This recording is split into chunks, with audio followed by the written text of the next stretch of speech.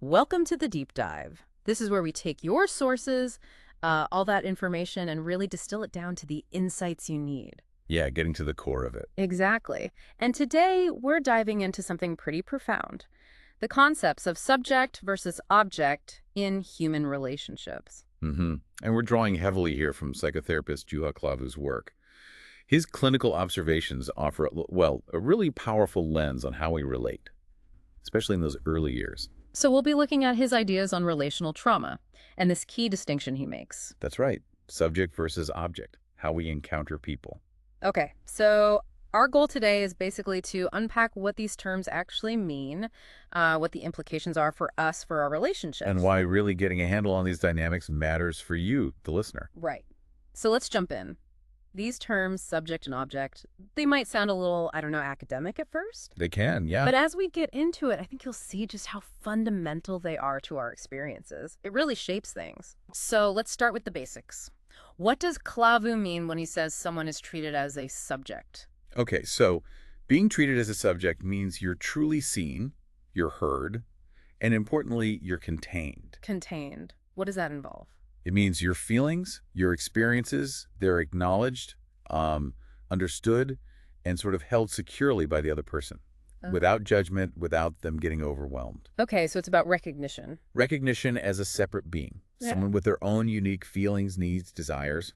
A subject is active, they have agency. Agency, like initiative. That's a good way to put it, initiative. Knowing what you want and being able to, act to get it. It sounds like it requires something specific from the other person, the one doing the seeing and containing. What's needed to relate like that? You've hit on something crucial there. It requires empathy. Empathy, okay. Real empathy, which Klaavu defines as having a compassionate attitude towards the other person. But staying separate.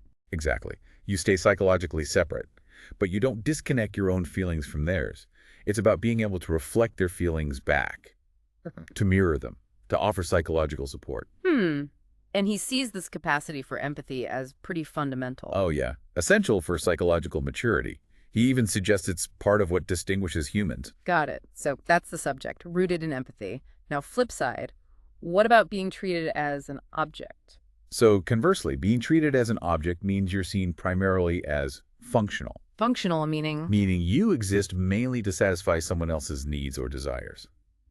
Klaavu uses this image, like being a chip on the waves. Just tossed around, passive. Yeah, passively experiencing things, not really directing your own course. An object might even seem content with just mechanical care. Like just food and clean clothes are enough. Right, because they haven't experienced that deeper empathy, that warmth, unconditional love. And often the person themselves doesn't even recognize this pattern. But maybe people around them notice something. Sometimes, yes. Those close might sense that passivity or lack of, inner direction. Okay, this is where it gets tricky, though. Because most parents, consciously, would say they do see their child as a person, a subject. Of course, on a conscious level, that distinction seems obvious. Parent, child, separate people. But you're saying unconsciously. Unconsciously, for many, that line is actually very blurred. And this is the real kicker. We tend to treat our kids how we were treated. Unless we've actively done the work to deal with our own relational traumas. Relational trauma, that feeling of not being seen, not being met as a kid. Exactly, that deep wound from not being encountered as a subject consistently. So that explains why just deciding I won't be like my parents often isn't enough, that noble intention. It often stays intellectual, right? Yeah. Klaavu stresses that our primary, deeper emotional level is what really drives our actions, our relating patterns. So without conscious work, we just pass it on. The pain, the trauma? We inevitably do, unless we've tackled it on both levels, intellectual and emotional. And that usually takes real, sustained psychological work. Which is why understanding the subject-object thing is so vital for us listeners. It affects generations. Absolutely. It's how these patterns echo down the line. And Klaavu actually gives a really striking cultural example of this objectification. He talks about Finnish culture, particularly in past decades. Finnish culture, how so? He points to it as being characterized by what he calls non-encountering. basically a widespread failure to truly meet children as individual subjects. Leading to them being treated as objects. Yes. Yes. It became sort of embedded in the cultural norms. And this isn't just some abstract historical point, is it? It shows how whole societies can kind of normalize these patterns. Precisely. It shapes how generations relate without even realizing it. Are there specific examples from Finland that illustrate this, like phrases or practices? Yeah, unfortunately. Think about expressions like, a child should be seen but not heard. Okay. I've heard variations of that. Right. And Klaavu says this reflected a real cultural attitude. Children weren't supposed to disturb.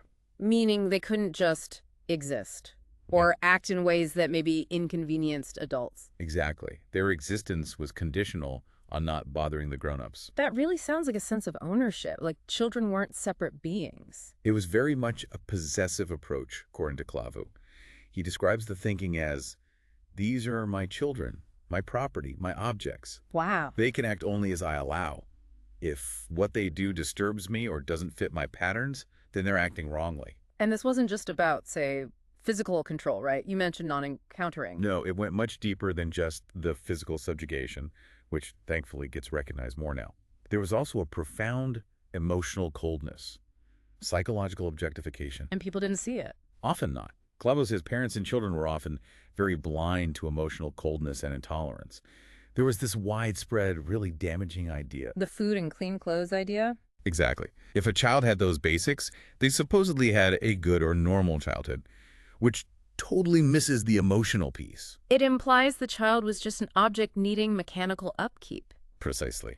Klaavu shares a client story that really brings this home, doesn't he? About a seemingly normal family. He does. It's quite stark. This client came from a middle-class family, looked perfectly fine on the outside, respected in their community, held positions of responsibility. No obvious problems like, say, alcoholism. Everything looked in order. Right. And this is a critical detail, because the community, instead of helping the child who was maybe acting out, They'd blame the child. often, yes, unconsciously, thinking, well, he must be the problem. Look at his good family. Defining good family by status, not by actual warmth or parenting ability. Exactly. It was about the parents' role and position, not their emotional presence or their ability to love or set healthy boundaries. Because inside that good family, the reality was, well, profoundly different. Deep emotional coldness. Where the kids were treated as objects. Objects who existed purely for the parents. And this coldness, this cruelty, it wasn't visible outside, and often not even consciously recognized inside. Even by the parents themselves. No. They genuinely believed they cared for their children, just like they themselves had been cared for, following that same old pattern. So for the children in that family, what did that look like day to day, existing for the parents? It meant constant performance. Their whole job was to look good, be smart, be talented, but only in ways that suited the parents. Can you give an example? Sure. Klaavu mentions, like, if the parents didn't value visual arts, the kids wouldn't get drawing supplies, even if they asked. So that the child's actual interests or talents were just ignored. Completely disregarded if they didn't align with the parents' values. Maybe music was valued instead, so music was pushed, whether the child liked it or not. Wow. The client described it as needing to turn up at the right time and in the right way.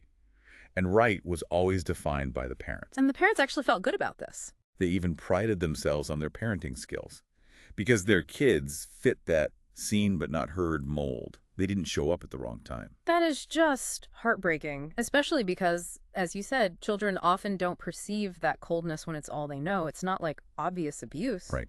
It's insidious. Klaavu calls this family environment an emotionally cold and rejecting hell. Where the client was just never seen as a subject, leading to that relational trauma we talked about. Exactly. That's the core of relational trauma, not being encountered as a subject. Yeah. And it's different from other kinds of trauma. Its impact is deep and long-lasting, and you see echoes of it later.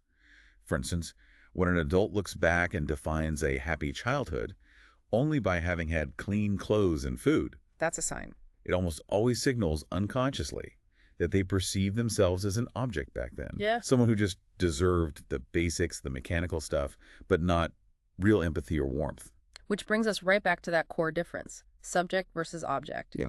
The subject is active, has initiative, knows what they want, goes for it. While the object is passive, life just sort of happens to them. Yeah. Like that chip on the waves. Yeah, it really makes you think, doesn't it? What stands out to you listening to this about those distinctions, this whole deep dive into subject versus object? It really shows how much those early relationships, even the cultural norms around us, shape our basic sense of self. And how we navigate the world, yeah. Just recognizing whether we were maybe treated more as an object or how we might unintentionally do that to others, that seems like a huge first step. It is. Understanding is powerful. But applying that knowledge, that's where the real change happens. And there's always more to learn about these dynamics, how they play out. It definitely leaves us with a question, doesn't it, for you, the listener, to think about how might your own unconscious patterns maybe passed down still be shaping your interactions today? With the people closest to you. Yeah. And what does it actually take to break that cycle? To really start fostering that genuine subjective recognition in all our relationships? That's a really insightful question to sit with. A lot to reflect on there.